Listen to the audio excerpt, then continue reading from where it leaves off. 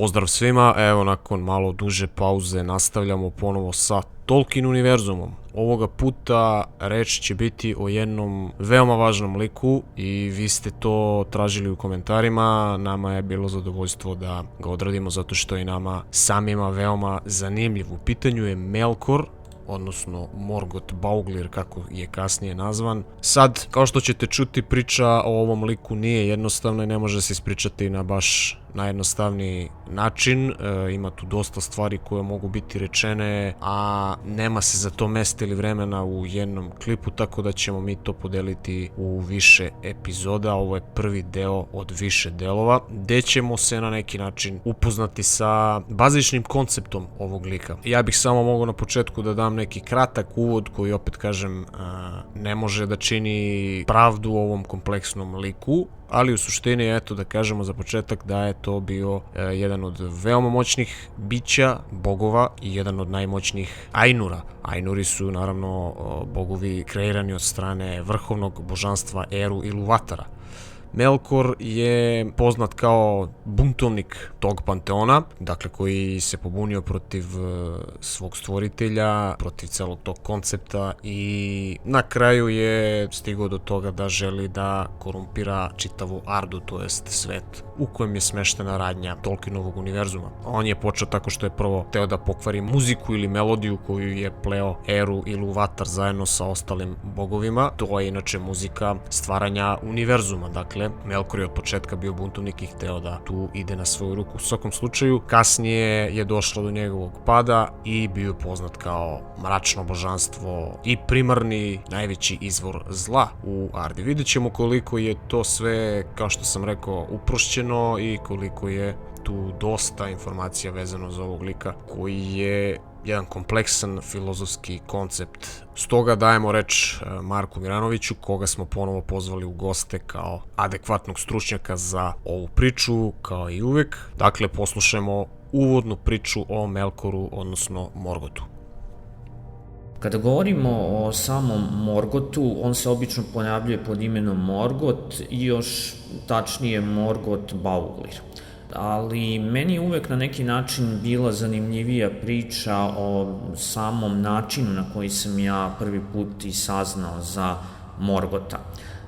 No, pošto moramo imati svakako u vidu da veliki broj ljudi koji prati ovaj kanal možda i nije upoznat sa Tolkienovim univerzumom, odnosno svetom, pa samim tim nije ni upoznat, znači, sa njihovim bićima. Eventualno možda ste pogledali film Gospodar prstenova ili Hobita. Mi ćemo se ovde baviti nekim veoma komplikovanim i kompleksnim temama, jer Morgoth je sam po sebi kompleksna tema. Njegovo pravo ime je bilo zapravo Melkor, i tek kasnije on će dobiti od vilenjaka ime Morgoth Bauglir.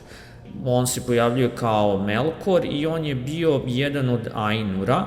Ovo je meni vrlo zanimljiva činjenica, jer Ainuri su definitivno, to inače na vilenjačkom, samo poreklo zapravo imena je vilenjačkog, i oni su dobili ime, odnosno dato ime Majarima i Valarima i čak i ispod njihovim, ajde da kažemo, rođacima, ali ne i onima koji nisu učestvovali u takozvanoj velikoj temi ili koji nisu ušli na svet Arde ili kako god.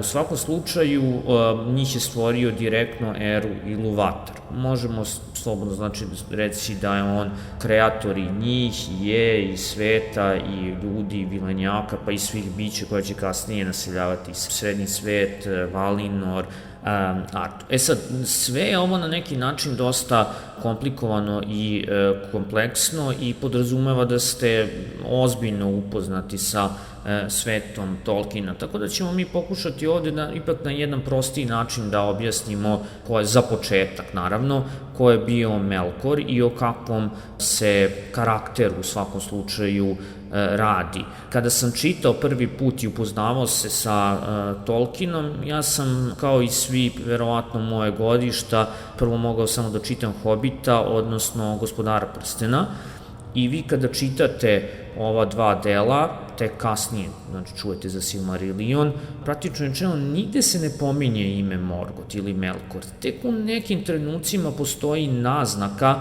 da je nekada postojao nekakav mračni gospodar kojem je Sauron tek bio sluga. A Sauron u Gospodaru prstenova igra veoma bitnu ulogu i on je izuzetno jak, praktično rečeno on je najjači majar i niko, odnosno karakter i niko njemu ne može da se suprostavi. Morate imati u vidu da mi koji smo čitali Gospodara prstenova i Hobita pre toga, mi nismo ni znali za nikakve majare u tom trenutku, niti se spominju u knjizi, niti kakvi bogovi. Znači, ono što se možda meni i sviđalo lično kod Hobita i Gospodara prstenova koje sam čitao tada, jeste što je bio lišen bogova, tek u nekim naznakama imate, pogotovo kad se Gandalf vraća, da je izvršena ta divine intervention, odnosno božanska intervencija, pa je on vraćen, ali i tu se tačno ne zna, pa postoje oni postscriptumi u knjigama, kad vi to čitate i onda tek saznajete onako polako da su postojali neki karakteri i pre toga i na neki način volao sam možda da nikad nisam pročitao Silmarillion, jer kada pročitate Silmarillion posle ova dva dela, pošto on nije gotova knjiga, i nikad nije završen i onda sve tako izgleda jednostavno prvi put, pogotovo svi ti događaji izgledaju veoma konfuzno, haotično, veliki broj informacija se prima u jednom momentu i naprosto drugačiji je stil korišćen. Svakako, ako bismo na najprostiji način pokušali da objasnimo ko je Melkor, Melkor bi bio glavni, praktično rečeno mračni, on je bio i čarobnjak i bog, možemo slobodno znači reći, odnosno on je Ainur, svetao, i Holy Ones, znači neko ko je svetao, bez obzira što je on okrenut onome što možemo da formulišemo i definišemo u filozofskom smislu kao tama, jer i to je veliki problem. Jedino biće koje na Ardi bilo isključivo opčinjeno tamom je bila Ungolianta i ona je proždirala svetlost. Ako se setimo da je Melkor voleo dragulje, Silmarile je ipak cenio, znači njihovu lepotu, bio opčaran i muzikom i sličnim stvarima, ono dolazimo od toga da nije on možda toliko mrzeo svetlo koliko je, kako Tolkien kaže, želeo da izopači sve što bi njegovi sadruzi ili braće, kako god, Valari i Majari uradili. Kažem, meni je jako zanimljivo, jer izgleda da određeni Valari ili Majari nikad nisu ušli u svet ili su ušli, ali na neki poseban njihov način, bar je to tako Tolkien zasnovao. Ako hoćemo baš da pogledamo poreklo samog Valara Melkora, moramo da se vratimo, kažem, u trenutak kada ga je on stvorio iz svojih misli, i njega i ostale Valare i Iluvatar, odnosno Eru, i kada ih je pozvao da stvore tu veliku temu, odnosno da učestvuju u toj jednoj velikoj pesmi, simfoniji, ona se sastojala iz 3 dela i tu u 3. delu se pominju vilenjaci i ljudi. I karakteristično za Melkora, da skratimo priču, je bilo da je uvek on iskakao i želeo da se dokaže u odnosu na druge Valare, on bi stvarao neku svoju harmoniju, bučnu melodiju i tako dalje i želeo da pokrije druge, a drugi Valari su na neki način svi želi da doprinesu toj harmoniji, melodiji stvaranja sveta ili istorije sveta, uključujući zanimljivo i Saurona. Znači, Melkor je bio onaj koji je neki način pokušavao uvek nešto za sebe da uradi i da bude, znači, protiv drugih. Druga stvar za Melkora, ona koja je najbitnija, treba reći da je on bio najmoćniji Valar. I to je svakako vrlo bitna činjenica, jer ako uzmemo to u obzir, onda moramo da shvatimo da su drugi Valari bili ipak, ili trebali da budu počinjeni njemu, ali ne, oni nisu hteli da uzmu njega za vođu, već su Manvea uzeli, njegovog brata. I to je verovatno to prvo Melkorovo padanje bilo tada i totalno, znači, posle toga jednostavno on doživljava degradaciju. Kažem, mi ćemo se tek u sledećim pričama ili predavanjima i predanjima, na kraju krajeva, koje su vezana za Tolkienov svet, mnogo detaljnije baviti Melkorom i njegovim učešćem u ratovima i svim stvarima. Sada samo pokušavamo da, pogotovo onima koji nisu upoznati sa ovim ipak kompleksnim, pa čak možemo reći i filozofskim motivima kod Tolkiena i koji su vezani za njegove svete ili da uprostimo božanstva i na taj način koji on shvatio kako je stvoren svet i predočio, pokušamo na najlepši način da objasnimo ko bi bio Melkor. On bi bio Dark Lord, praktično rečeno, znači iznad svih. Ako kažemo da je Sauron bio tek njegov sluga, koji se izuzetno bojao njega, čak ima jedna i priča kada je Sauron i pobegao od njega, plašio se jednostavno njegovog besa, to dovoljno govori koliko je Melkor bio i ozbiljan i jak Valar, čak i u onim trenucima kada je polako ali sigurno propadao. Praktično rečeno, ono što bi Valari preko noći stvorili pod navodnicima, znači to bi Morgoth, odnosno Melkor, uništavao i na taj način je stvoren svet Arde, onakav kakav jeste, znači sa planinama, jezerima, morima, ali zanimljivo je da je zbog svoje snage Melkor na neki način okupljao druge Valare. I on je uspeo i Majare, i on je uspeo pogotovo Majare, koja je privlačila neka vrsta destrukcije, snage i tako dalje. Setimo se recimo samo Balroga.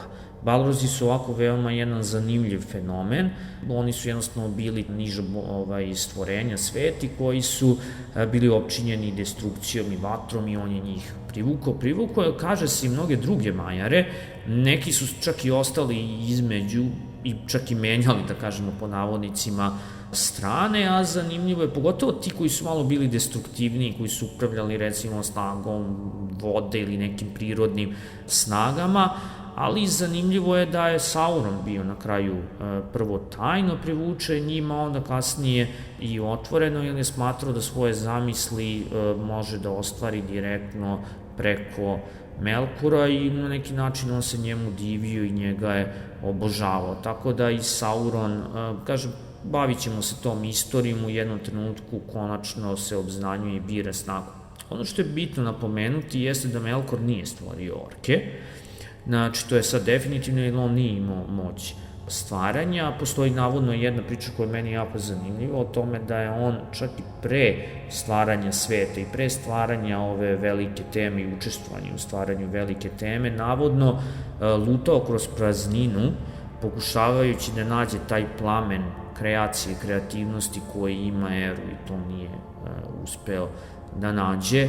I ta priča dovoljno govori koliko je u stvari sam Melkor bio problematičan po navodnicima od samog početka.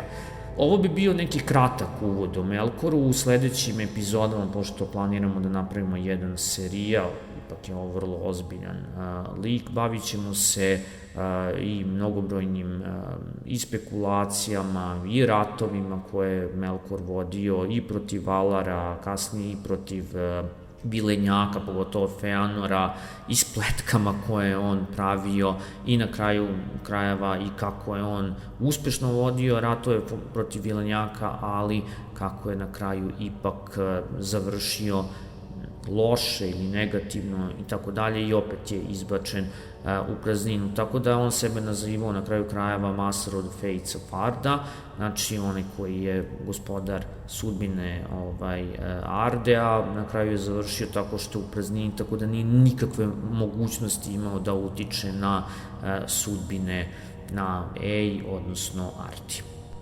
Zahvaljujemo se Marku na još jednom gostovanju i na ovoj priči o Melkoru. Nadam se da vam je bilo interesantno. Ostavite u komentarima ukoliko imate neka pitanja ili vas nešto dodatno interesuje ili jednostavno koliko vam je video bio interesantan, koliko vam je interesantan ovaj lik. U svakom slučaju, vidimo se sledeći put.